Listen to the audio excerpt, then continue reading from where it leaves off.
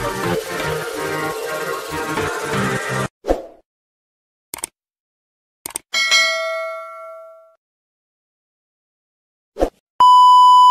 Fizo Oma kongsi resapi buat kodok pisang. Isteri puji memang sedap tiada tandingan. Anak-anak suka makan. 3, 2, 1, jump!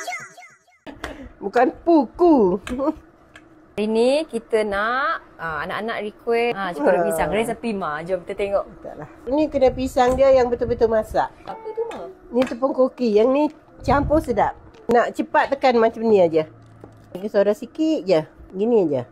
Butter ni untuk dia rangup. Garam sikit je.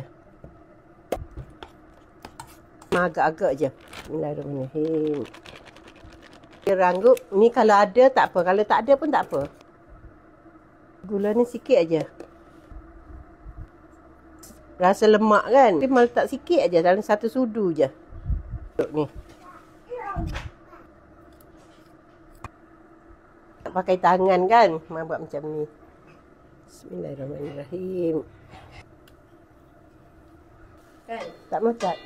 Makat pagi ni. Ni dah masak dah. Boleh makan. Sedap. Sedap lah. Sedap Dia rasa gebu tapi dia garing. Dia garing kat luar kan. Rangup dia.